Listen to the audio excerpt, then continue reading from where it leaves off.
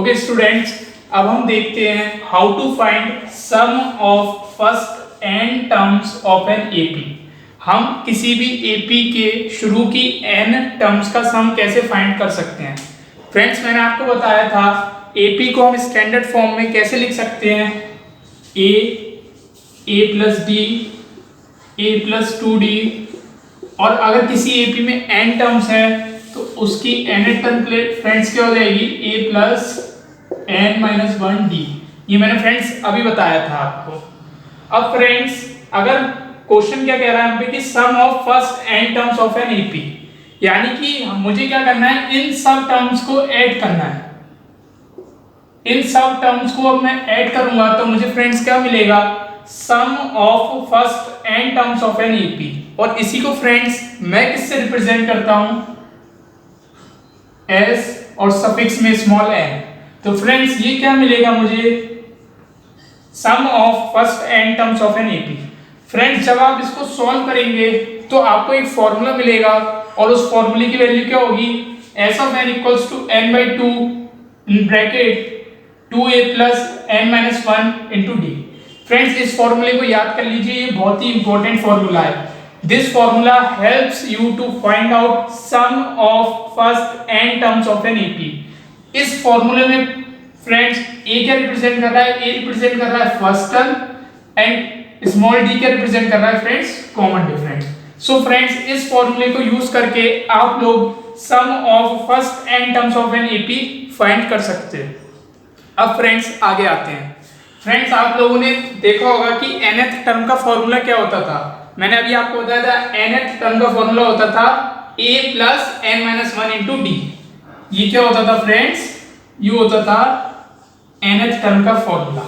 अब फ्रेंड्स, मैं मानता हूं कि कोई एक एपी है मेरे पास एक सीक्वेंस है एपी का a1 a2 and so on up to an।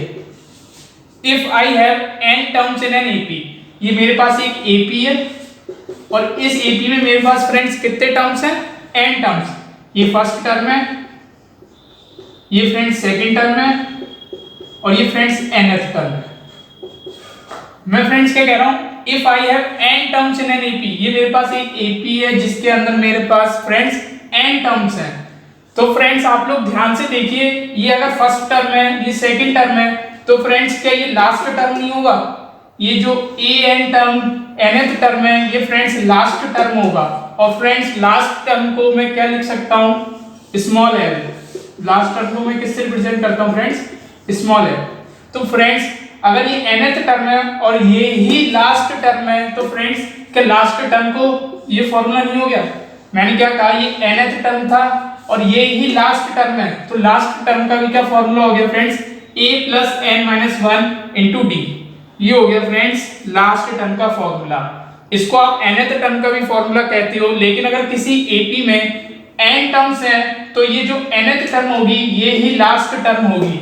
तो फ्रेंड्स अगर आप लोग इस फॉर्मूले में देखें तो फ्रेंड्स इस फॉर्मूले को क्या मैं ऐसे नहीं लिख सकता, n/2 2a को मैं लिख लेता हूं a plus n minus 1 into D. क्या मैं इस फॉर्मूले को ऐसे नहीं लिख सकता। और फ्रेंड्स देखिए a plus n minus 1 into D क्या है, लास्ट टर्म, जिसको मैं किससे रिप्रेजेंट कर रहा हूं, स्मॉल l। तो फ्रेंड्स ये फॉर्मूला बन गया n/2 a प्लस l। तो क्या नया फॉर्मूला आ गया फ्रेंड्स मेरे पास, n/2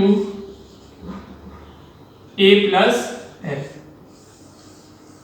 तो फ्रेंड्स कहीं कहीं sum of n terms of an AP का formula n/2 a plus l भी लिखा हुआ होता है। तो फ्रेंड्स आप लोग कंफ्यूज मत होइएगा, ये फ्रेंड्स इस फॉर्मूला इसी फॉर्मूले से आता है। और फ्रेंड्स ये फॉर्मूला कंफ्यूज करने के लिए एग्जाम में कई बार यूज करते हैं। तो फ्रेंड्स इस फॉर्मूले को याद कर लीजिए, ये भी एक इंपॉर्टेंट फॉर्मूला है और ये फॉर्मूला इससे कैसे ड्राइव होता है ये मैंने आप लोगों को अभी समझा दिया। तो फ्रेंड्स अब हम आगे देखेंगे इससे रिलेटेड कुछ क्वेश्चंस। ओके स्टूडेंट्स, जैसा कि मैंने अभी आपसे कहा था कि मैं आपको कोई बहुत इंटरेस्टिंग चीज बताने वाला हूं एपी में, तो अब मैं आपको बताता हूं। उस चीज को समझने के लिए हम क्या करते हैं, हम एक एग्जांपल लेते हैं। जैसे मैंने एक माना कि मेरे पे एक एपी है जिसमें ये फर्स्ट टर्म है, ये सेकंड टर्म, ये थर्ड टर्म, ये फोर्थ टर्म, ये फिफ्थ टर्म, ये सिक्स्थ टर्म। यानी कि मेरे पे एक एपी है 1 4 7 10 13 16, ये उसके टर्म्स हैं। तो अब मैं आपको इसमें एक चीज बताता हूं कि जैसे मैं अगर इधर से काउंट करूं तो ये मेरा फर्स्ट टर्म है, 1 जो है वो मेरा फर्स्ट टर्म है।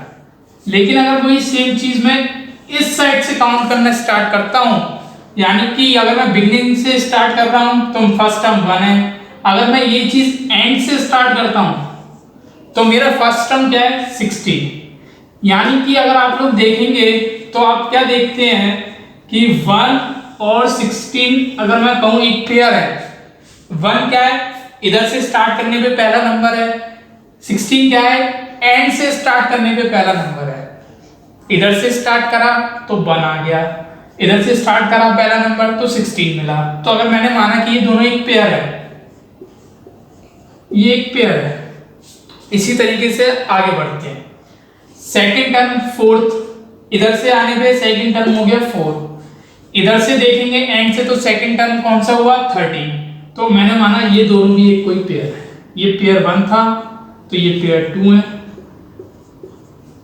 और अब बचा तो इधर से थर्ड नंबर पे जो टर्म है 7, इधर से काउंट करना स्टार्ट करा तो थर्ड नंबर पे जो टर्म आया वो आया 10। तो ये हुआ एक थर्ड पेयर मान लिया, पेयर नंबर थर्ड। तो अब मैं आपको क्या बताने जा रहा हूं, देखिए दोस्तों, इन जो नंबर्स की जो पोजीशन है उसको हम कहेंगे टर्म नंबर। यानी कि अभी बताता हूं टर्म नंबर से मेरा क्या मतलब है। अब मैं पहले पेयर की बात करूं, मैं बात करता हूं पेयर 1 की। पेयर 1 में अब आप लोग देखिए, अगर मैं टर्म नंबर को जोड़ूं, टर्म नंबर की बात करूं तो ये फर्स्ट टर्म है, ये सेकंड टर्म है, third term, fourth term, fifth term, sixth term. यानी कि 16 क्या है, सिक्स्थ टर्म, सिक्स्थ टर्म। और 1 क्या है, फर्स्ट टर्म। 1 क्या है, फर्स्ट टर्म। तो ये जो फर्स्ट और जो सिक्स्थ जो पोजीशन लिखी है नंबर की, इन्हीं को मैं क्या कहता हूं, टर्म नंबर। इन्हीं को मैं क्या कहता हूं, टर्म नंबर। और ये क्या है, टर्म्स। जो उनकी वैल्यूज है वो क्या है, टर्म्स।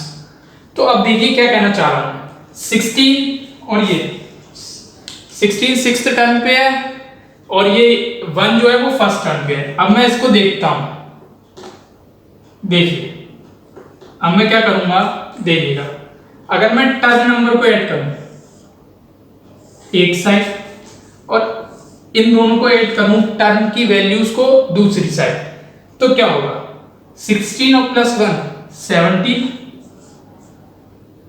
यहां पे देखिए सिक्स्थ टर्म को ऐड करा, टर्म नंबर की वैल्यूज को ऐड कर, टर्म नंबर को ऐड कर रहा हूं, 6 प्लस 1 7। तो मुझे पेयर 1 के लिए ये क्या मिला, 16 प्लस 1 17, 6 और ये फर्स्ट टर्म नंबर को ऐड करा तो 7। अगर मैं इसका एवरेज लूं 17 का, तो मेरे लिए क्या है, पेयर है, पेयर यानी कि 2 वैल्यूज हैं। और अगर इसका एवरेज लूंगा तो एवरेज क्या आएगा मेरे पास, एवरेज अगर टर्म की बात करूं, टर्म के एवरेज की, तो ये आया मेरे पास 17/2। इसका एवरेज नहीं लेगा मैंने क्या करा, ये जो वैल्यूज थी इनका एवरेज लिया तो मेरे पास क्या आया 17/2। इन दोनों को ऐड करा हमने, सिंपली ये क्या करा हमने, इन दोनों को यहाँ ऐड, तो हमें क्या मिला था, ये 7। अब दूसरे पेयर की बात करते हैं। अब students now let's look at pair 2। Pair 2 में भी सेम चीज देखिए, अगर मैं टर्म नंबर को ऐड करूं, टर्म नंबर से जैसे क्या है, फोर्थ सेकंड नंबर पे सेकंड टर्म में, 13 फिफ्थ टर्म में।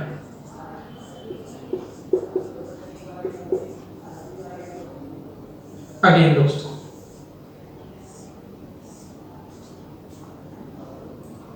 इन दोनों को ऐड करिए, टर्म नंबर को ऐड करिए, 2 प्लस 5 7, वैल्यूज को ऐड करिए, 4 13 17, दोबारा से एवरेज लेंगे तो क्या आ गया, अगेन ये एक पेयर है तो एवरेज क्या आएगा 17/2। अब आप लोग देखिए, आपको इन दोनों में कुछ सिमिलरिटी दिखी, कुछ दिखा, कुछ सेम। तो देखिए एवरेज 17/2 इसका भी आया, एवरेज 17/2 इसका भी आया, 7 वैल्यू इसकी भी आई दोनों टर्म नंबर को ऐड करने पे। यहाँ भी दोनों टर्म नंबर को जब हमने ऐड करा तो 7 आया। अब चलिए एक बार इसको पेयर थर्ड के लिए और चेक करते हैं। इसको एक बार मैं क्या कहता हूँ, पेयर थर्ड के लिए चेक कर लेता हूँ। देखते हैं 7 थर्ड नंबर पे है, 7 थर्ड टर्म है एपी का, 10 फोर्थ टर्म है एपी का।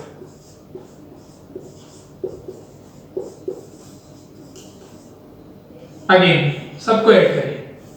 देखिए टर्म नंबर को ऐड करूंगा। टर्म नंबर मैंने ध्यान से बताया था, टर्म नंबर क्या है, पोजीशन किसी भी नंबर की।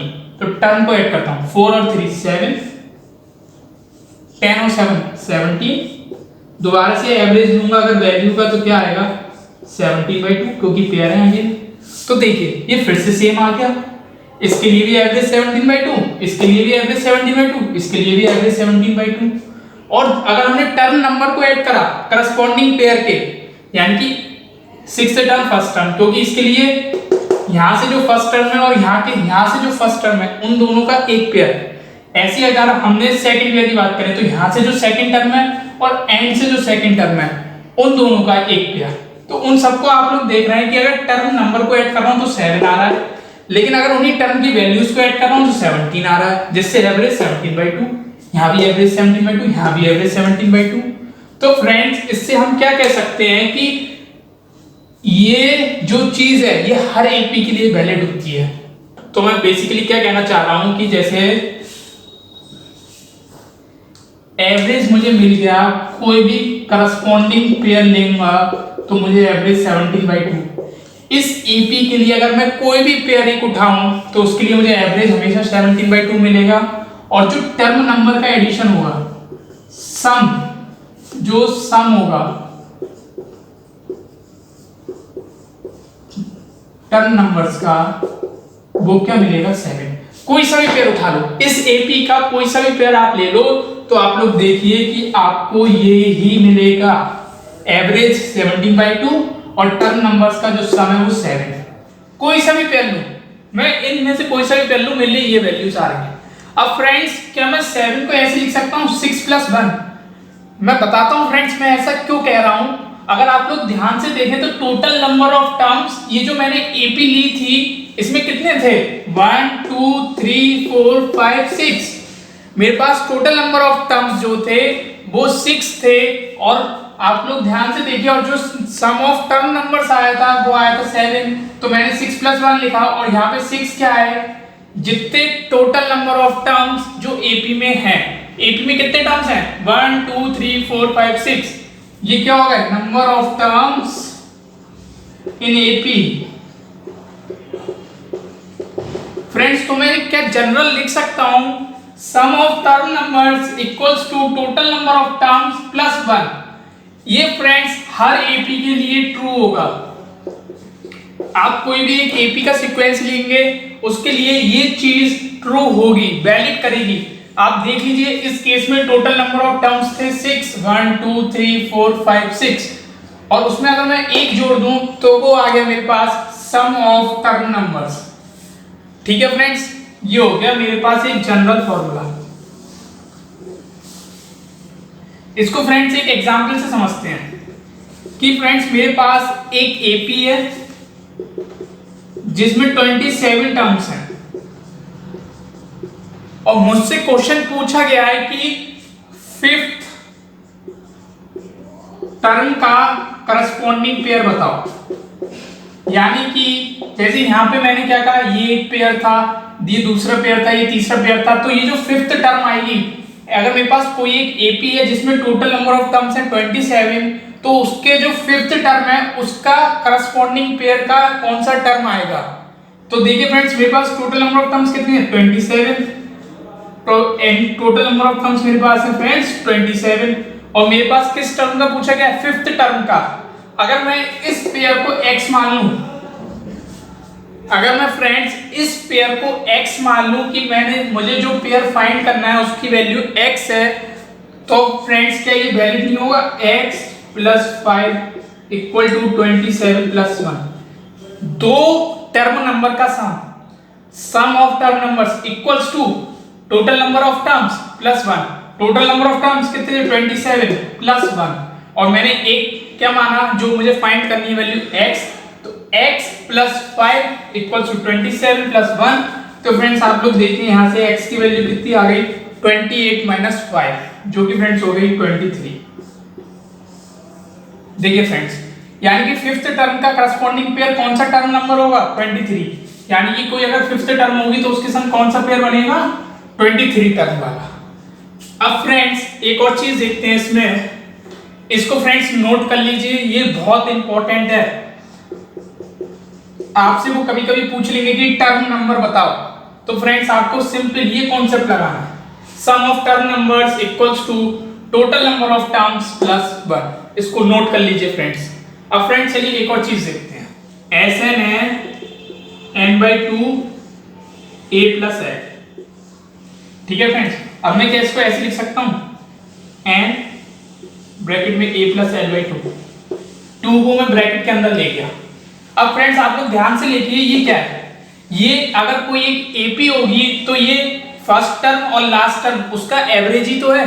मैं क्या कहता हूं, दो नंबर्स का एवरेज कैसे निकलता है? अगर x और y दो नंबर हैं, इसका मैं कहूं एवरेज कैसे निकलेगा?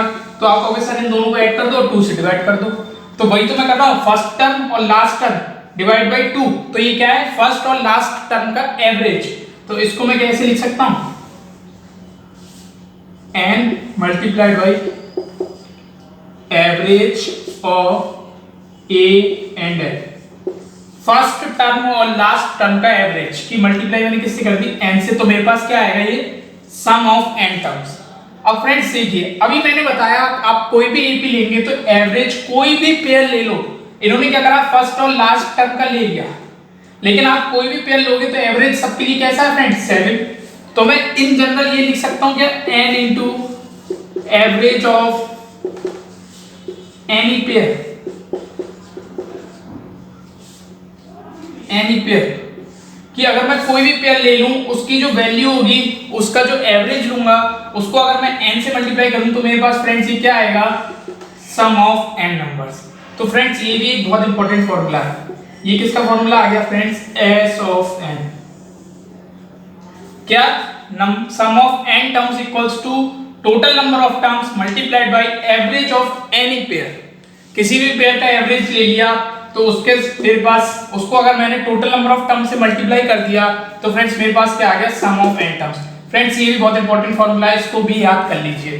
बहुत इजी है। कैसे आया ये फॉर्मूला ये मैंने अभी समझाया। आप लोग चाहे तो वीडियो को दोबारा देख ले एक बार कि मैंने क्या समझाया, बिकॉज फ्रेंड्स ये बहुत इंपॉर्टेंट कॉन्सेप्ट है, आप लोग इसको मिस मत करिएगा। कंपटीशन पॉइंट ऑफ व्यू से ये बहुत इंपॉर्टेंट चैप्टर है, और एज वेल एज ये जो फॉर्मूला है ये भी बहुत इंपॉर्टेंट है। अब फ्रेंड्स चलिए हम कुछ एक क्वेश्चन देखते हैं इस पे बेस्ड, तो चलिए देखते हैं फ्रेंड्स। चलिए हम एक क्वेश्चन देखते हैं कि find sum of first 10 terms of an AP. तो ये एक एपी हमें गिवन है, तो हम इसका सम फाइंड करने की शुरू के 10 टर्म्स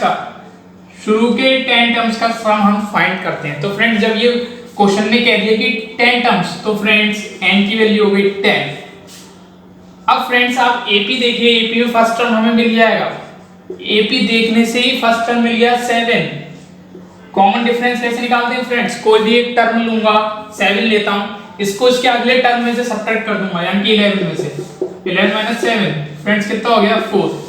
फ्रेंड्स फर्स्ट टर्म आ गई, कॉमन डिफरेंस आ गया, n की वैल्यू आ गई 10। अब फ्रेंड्स अभी मैंने आपको बताया था s of n = n/2 2a + n - 1 into d।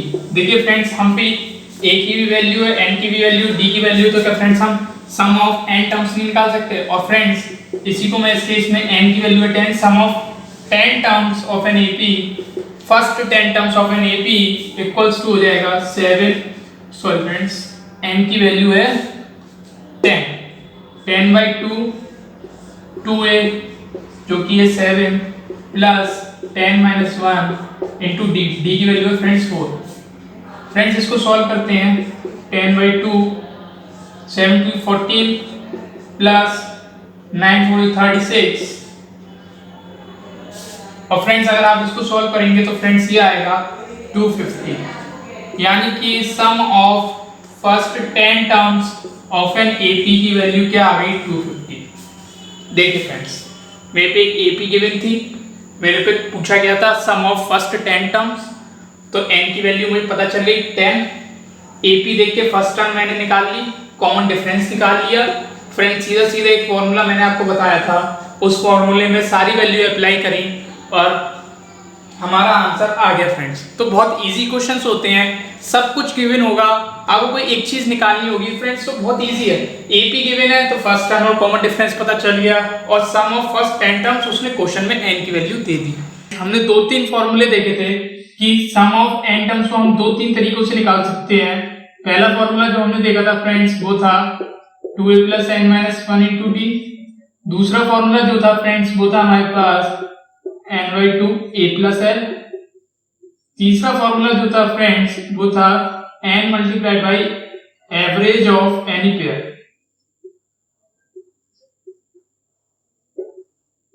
ठीक है फ्रेंड्स, हमने ये 3 फॉर्मूले अभी तक सम ऑफ n टर्म्स के देखे थे। अब फ्रेंड्स चलिए हम सम ऑफ n टर्म्स पे बेस्ड कुछ क्वेश्चन देखते हैं। तो सबसे पहला क्वेश्चन है find the sum of an AP. हमें कोई एक एपी है हम पे ऑफ 17 टर्म्स, 17 टर्म्स का हमें जिसका सम निकालना है। तो फ्रेंड्स n की वैल्यू क्वेश्चन ने हमें दे दी, क्या हो गई n की वैल्यू फ्रेंड्स 17। ठीक है फ्रेंड्स आगे बढ़ते हैं। whose थर्ड टर्म इज 8, जिसकी थर्ड टर्म क्या है फ्रेंड्स 8। थर्ड टर्म हम पे क्या है फ्रेंड्स 8 और फ्रेंड्स 8th टर्म क्या है 28। 8th टर्म क्या है फ्रेंड्स 28। तो चलिए फ्रेंड्स आगे बढ़ते हैं इसी में। तो आप लोग देखिए क्या मैं थर्ड टर्म को ऐसे नहीं लिख सकता a + 2d, a + n-1d।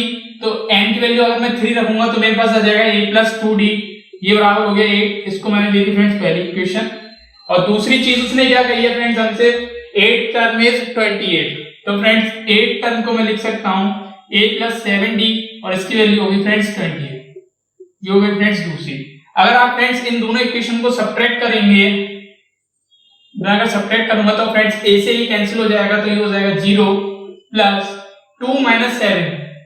2 - 7 friends कितना हो जाएगा -5d -5d।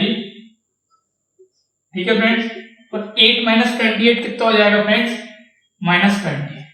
तो देखिए फ्रेंड्स आपको क्या मिला -5d इक्वल्स टू -20 और आप लोग यहां से देखें तो d इक्वल्स टू क्या आ गया फ्रेंड्स 4। अब फ्रेंड्स हम पे d की वैल्यू आ गई, d क्या है कॉमन डिफरेंस, d की वैल्यू कितनी आ गई फ्रेंड्स 4। तो 4 वैल्यू को अगर मैं किसी एक इक्वेशन में रखूं, मैं पहली इक्वेशन में रखता हूं फ्रेंड्स और हम देखेंगे a की वैल्यू। पहली इक्वेशन में रखेंगे तो a + 2 × 4 कितना हो गया 8 बराबर 8। तो फ्रेंड्स यहां से a की वैल्यू कितनी आ गई 0। फ्रेंड्स a की वैल्यू 0 आ गई, कॉमन डिफरेंस की वैल्यू 4 आ गई, n की वैल्यू हमें पता है। तो फ्रेंड्स क्या हम ये वाले फॉर्मूले से सम ऑफ 17 टर्म्स नहीं निकाल सकते? बिल्कुल निकाल सकते हैं फ्रेंड्स। तो चलिए अब हम देखते हैं सम ऑफ इस वाले फॉर्मूले में सारी वैल्यू सब्स्टिट्यूट करके। तो देखते हैं फ्रेंड्स, अब हम देखेंगे सम ऑफ 17 टर्म्स।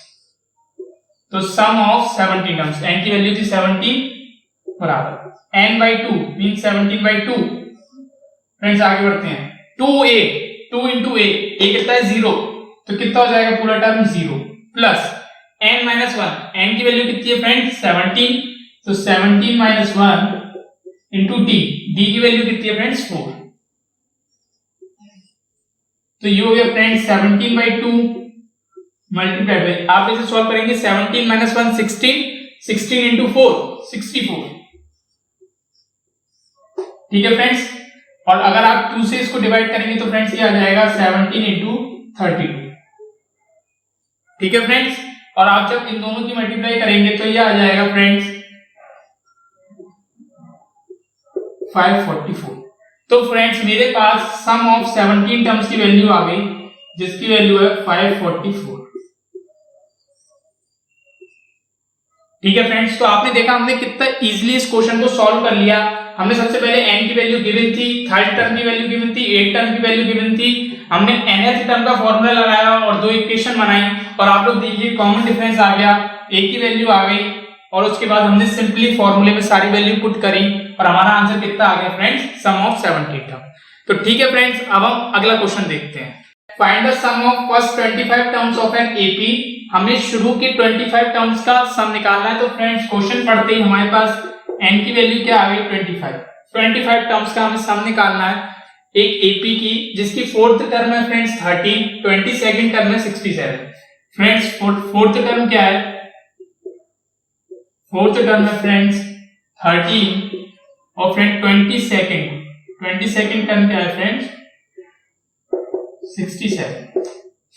फोर्थ टर्म हमें पता है, 22nd टर्म हमें पता है, n की वैल्यू पता है। फ्रेंड्स इस क्वेश्चन को आप लोग चाहे तो दो तरीके से कर सकते हैं। पहला तरीका जो मैंने अभी इससे पहले क्वेश्चन में कराया, इन दोनों टर्म के करस्पॉन्डिंग आप दो इक्वेशन बनाइए और फिर कॉमन डिफरेंस की वैल्यू निकालिए, फर्स्ट टर्म की वैल्यू निकालिए और Sn के फॉर्मूले पुट कर लीजिए। फ्रेंड्स आप लोग अगर यहाँ पे ध्यान से देखें तो मैंने अभी आपको बताया था कि सम ऑफ टर्म नंबर्स बराबर होता था n+1, यानी कि जितनी टोटल नंबर ऑफ टर्म्स किसी एपी में होती थी उनसे एक ज्यादा बराबर क्या होता था, सम ऑफ टर्म नंबर्स फ्रेंड्स, यानी कि एक पेयर बनाता था।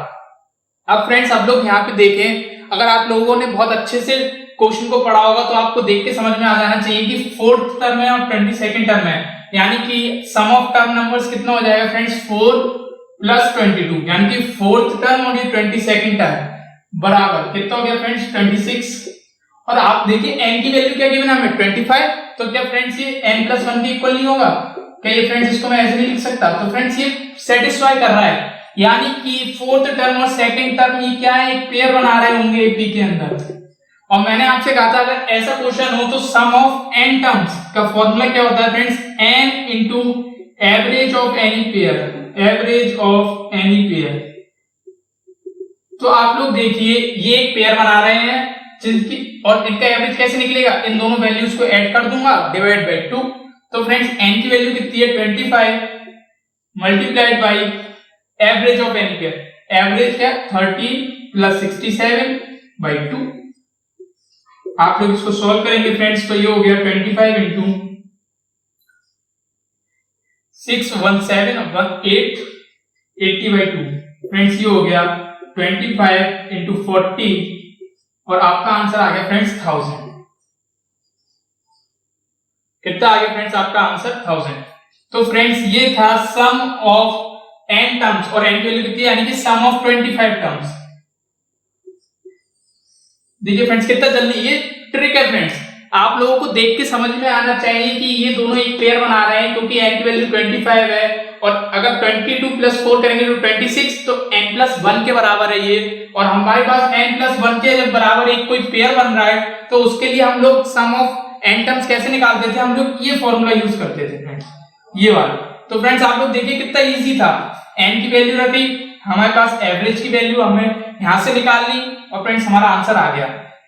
और इसकी फ्रेंड्स दूसरी अप्रोच क्या हो सकती थी इस क्वेश्चन की, मैंने इससे पहला जो क्वेश्चन बताया था कि आप लोग दो इक्वेशन बनाएं, इन दोनों टर्म्स के करस्पॉन्डिंग कॉमन डिफरेंस की वैल्यू निकालें, a की वैल्यू निकालें और उससे फिर आप जो जनरल फॉर्मूला होता है उसमें सब्स्टिट्यूट करें और आंसर निकालें। फ्रेंड्स हम लोग कंपटीशन की तैयारी करेंगे तो फ्रेंड्स ये बहुत इजी है, बहुत शॉर्ट, हमारा जल्दी आंसर आ गया। और फ्रेंड्स अगर आप उस अप्रोच से जाते तो थोड़ी देर लग सकती थी।